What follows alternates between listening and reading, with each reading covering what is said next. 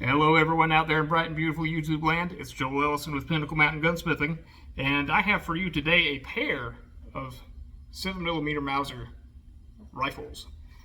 These are both full-length, full-size infantry rifles from around the turn of the 20th century.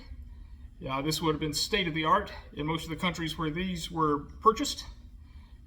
These were both made in Germany, but they served in a variety of areas around the world. This particular one is a Chilean Mauser, and it is gorgeous, absolutely almost mint. All pieces matching, and it being German made, almost everything is serialized, including even the cleaning rod. That's serialized. How insane is that? And it matches. But yeah, there's serial numbers all over everything, as you would expect. This particular one is all matching, all even stock cartouches, it's stock serial numbers, it's all here. We also have another example. This particular one is Spanish, also in 7mm Mauser, and it's more in the typical quality you expect of a surplus rifle. This particular one we took out of Cosmoline, but it shoots quite well, actually. I've shot both of these, and they do acceptable accuracy, within like 3 or 4 MOA for both, which was the standard of the time. But they're both full-length infantry rifles. This one is not much is matching on it, but this one is in pristine condition. Let me bring you in a little closer, and we'll take a look at these rifles in further detail. But before we do that, I would like to remind you that if you'd like to meet us in person, you can see us at the gun show at the Greenville Convention Center on August 17th and 18th, 2025. And you can come by, say hi, buy some merch, or some of the wonderful things we have for sale up there. But in any case, let's go ahead and get into these rifles. Stand by as I reset the camera. Okay, and we're back. I have both of our rifles laid out here, and we have our Chilean Mauser up here and our Spanish Mauser down here, both in very nice shape, especially after all that cleaning.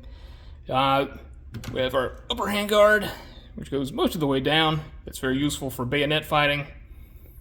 And we have our long 29 inch barrel, and terminates down there with another barrel band, the cleaning rod, and the muzzle. And on that second barrel band is also the bayonet lug. The Spanish version example we have here is in quite nice shape. Bluing's quite good. We did a little bit of infill on the bedding of the barrel to correct some structural issues that were therein. If you own any milsurps, you'll know that it's essential to take the stock off occasionally and see about any issues that may be developing under there. And this example was a prime candidate for that.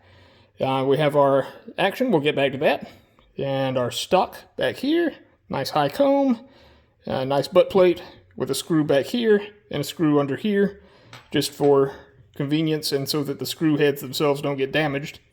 The traditional position being right here and right here. Those tend to get damaged, but if it's kind of recessed under here and here, they don't. Hey, it's like this was designed for military use or something. Our action has a stripper clip guide built in right there. This is our bolt release, spring loaded, and it's also the ejector, our big claw extractor. The sights on this particular one are the old style. This is set up for the round nose 7mm Mauser ammunition, but I've not had much occasion to use the to calculate the drop on this one. It goes out to 2,000 meters, which is a little crazy and optimistic for this particular rifle, but you know, that was the style of the time. This is a flip-up ladder sight instead of a tangent sight, which would become common later. But I've taken this one completely apart, and it's in actually pretty good shape. Our Chilean Mauser back here has a few differences. The sight has been updated for Spitzer ammo, That's a pointed bullet. The handguard's in fantastic shape. We have a nice receiver crest right here. And that kind of looks like the Chilean flag with an alpaca or llama and a condor flanking the coat of arms. Got a triangle here on the bolt release. And serial number on the bolt body itself. Big old Mauser flag safety. Our cocking indicator on down. Let's look at some markings on this one. Yes, I know it's upside down, but it's a little hard to flip it. Got our official serial number on the stock here, along on the receiver, along with another one on the stock, along with a 6-pointed star. A lot of these marks I have no idea what they actually mean, but someone who's way further into the history than me can hopefully fill you in. Mauser Chileano, model 1895. Pardon my terrible Spanish, but manufactured by Ludwig Löwe in Berlin.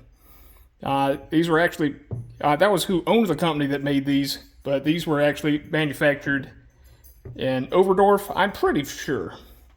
In any case, we also have our lovely stock cartouche with an 1895 acceptance date.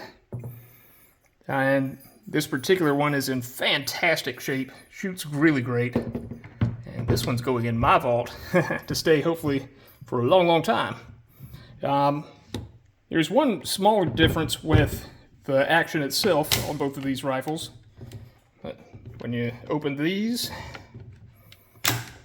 it kind of springs open. See on the Spanish version, Spanish example here, we have nothing back here to keep the bolt handle closed. But right back here on the Chilean, we have a little bit of a bump right there. That would eventually manifest itself into a much larger bump on the model 1898 German Gewehr 98, or also carried forward on the Kar 98, all the way to the end of World War II. These are both cock-on close actions.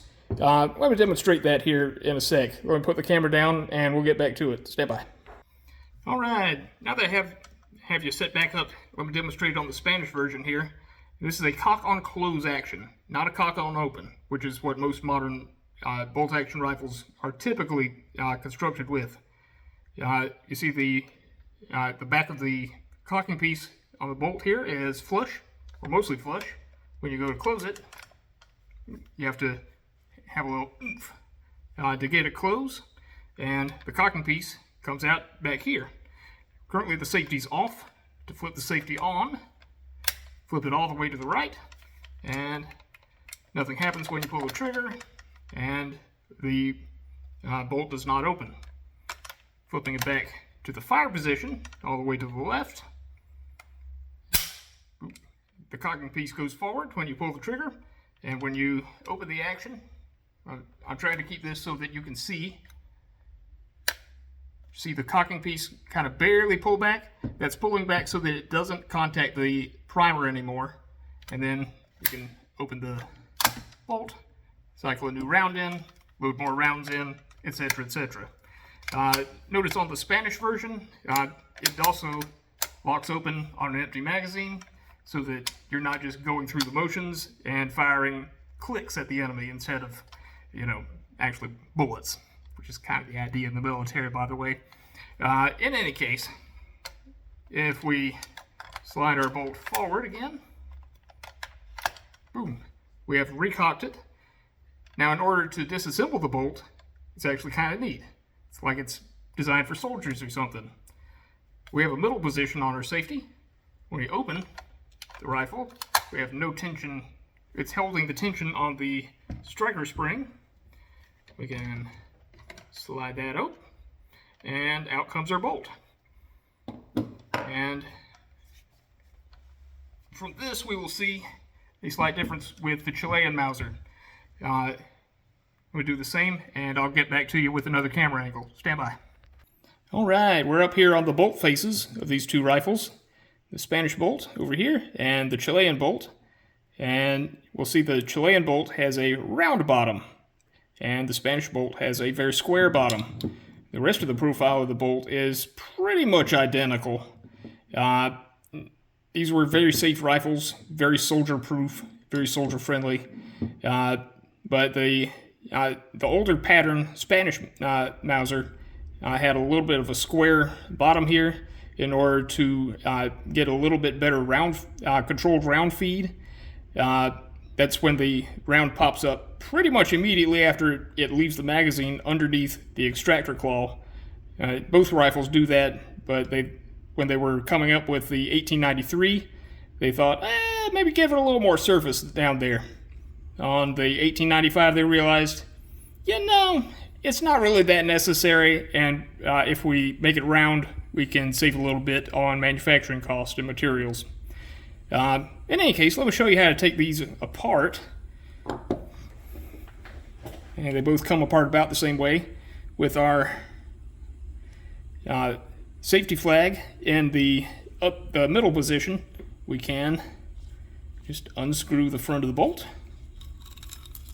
Boop. And we have a rear piece and our front piece. We have our extractor here that just kind of slides around, and you can clean underneath the locking lugs. This claw actually stays in place when it's in the action of the rifle, and the bolt handle pivots down and locks into the locking lug recesses there. And yeah, this big claw stays in place and gives a lot of leverage for pulling out stuck cases.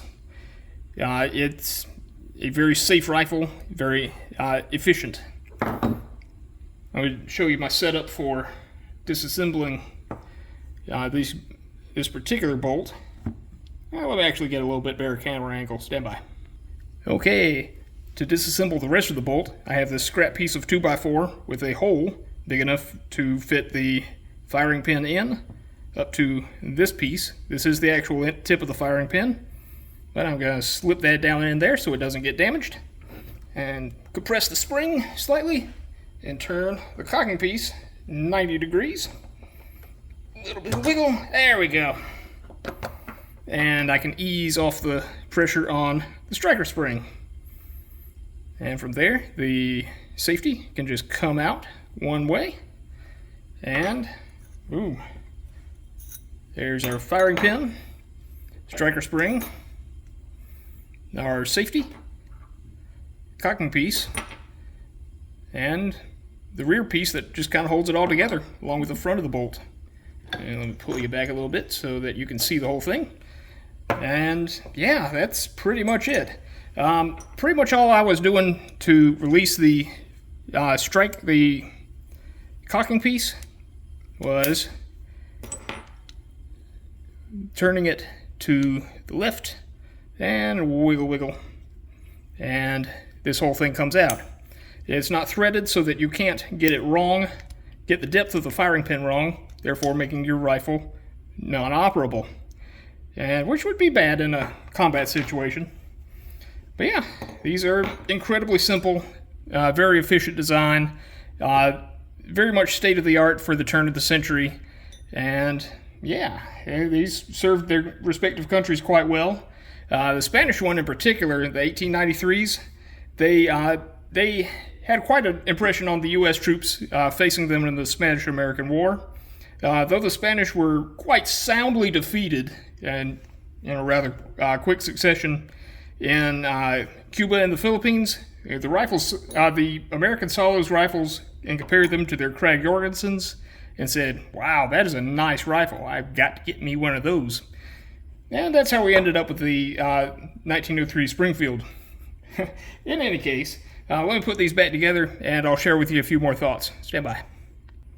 Okay, here we have both of these rifles back together. These are fantastic pieces. If you ever have a chance to shoot one, absolutely do it. The 7mm Mauser cartridge is relatively low recoil compared to some, like 8mm Mauser. But yeah, it's actually not that bad on recoil. Report is about average for a typical full-size, full-power rifle cartridge. But these are wonderful pieces of history. These have definitely seen a lot, especially the Spanish one. The Chilean Mauser down here is might have been a parade rifle, which may be why it's in such good shape today. But that's done a wonderful job of preserving it, and yeah, it's a fantastic piece of history, and something that I hope future generations will appreciate as much as I do. In any case, this has been Joel Ellison, Pinnacle Mountain Gunsmithing. If you'd like to make an appointment to come see us, please visit our website at pinnaclemountaingunsmithing.com. We are a full-service gunsmith in beautiful Pickens, South Carolina, and we'd love to hear from you.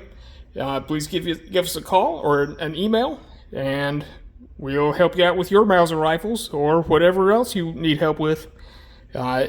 Thank you so much for staying with us, and hopefully we'll talk to you soon. Bye.